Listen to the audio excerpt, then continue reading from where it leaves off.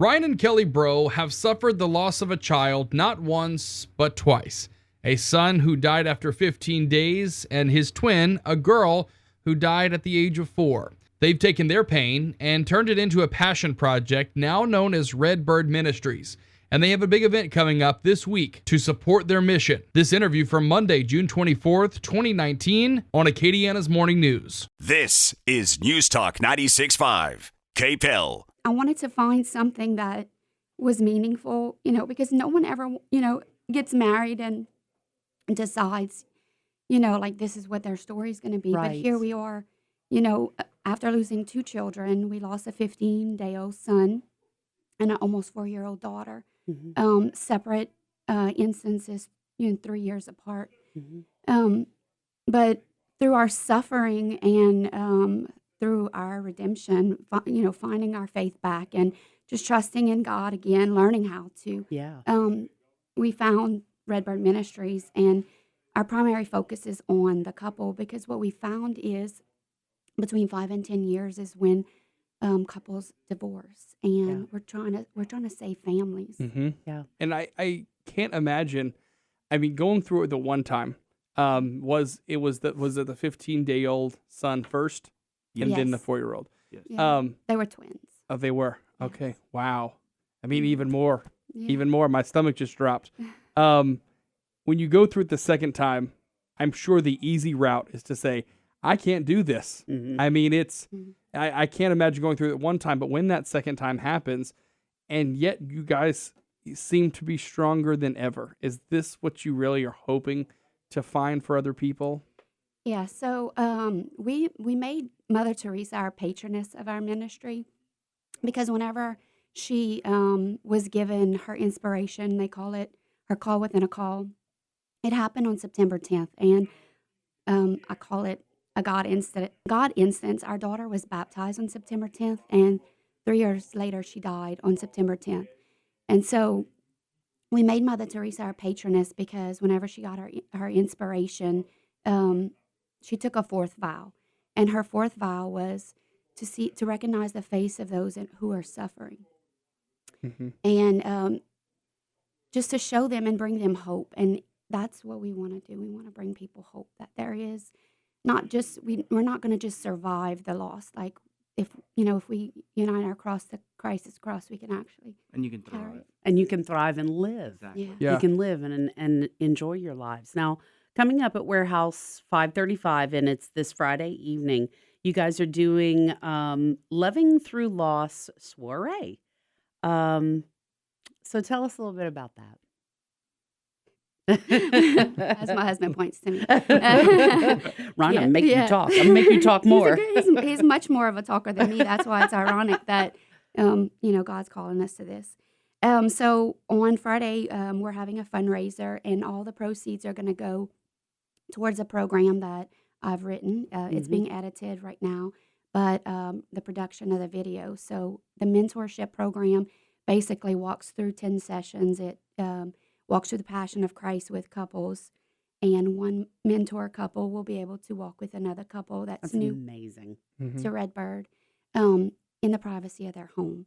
Because what we find is that a lot of people, they isolate themselves. They do. And once you isolate yourself for a long time, you go into desolation, and you feel like there's no hope. And so we're trying to do this to meet people where they are, because I know I was just waiting for a very long time for people to come and plug me. Come help me. Come help me and pull me out.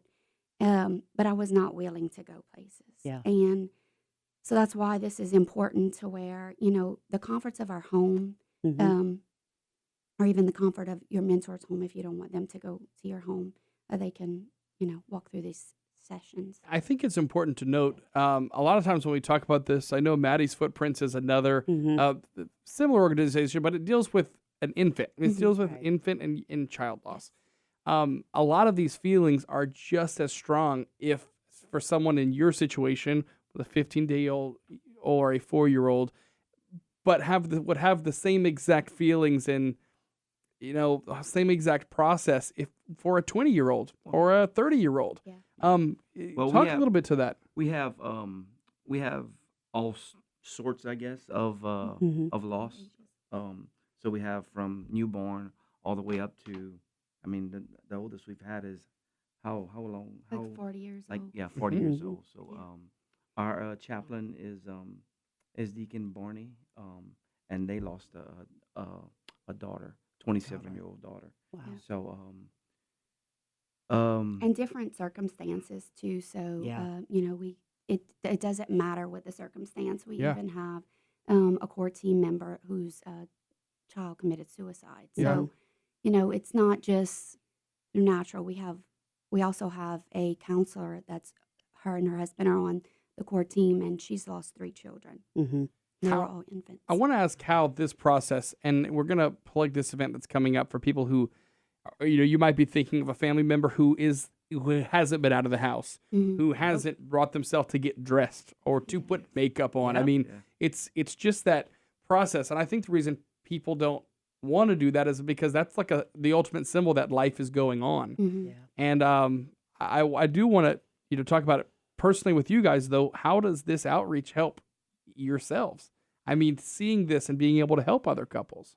It does help. Every time you talk about it, it gets easier. Mhm. So it was so weird because when it happened to us, I'm a salesman, so I was on the road All visiting the people, time. talking to people, and she was at home with our daughter, Mhm. Mhm. tending to her, so she couldn't talk to her babies. Yeah. Mhm. Yeah. So when I'd get home, I talked about it all day. All day long. Yeah, so and I'm you're like, I don't want to talk exhausted about it. Yeah. Mhm. So, and that's where the disconnect was, Mhm. and that's in, it's part of the Do you process. see that a lot with Mhm. couples that one is just there? You're having to talk about it so much with outside people. You don't want to talk about it together. Well, men think You they're guys- supposed to be rocks. That's right. And yeah, our job is to be a rock, but our job is to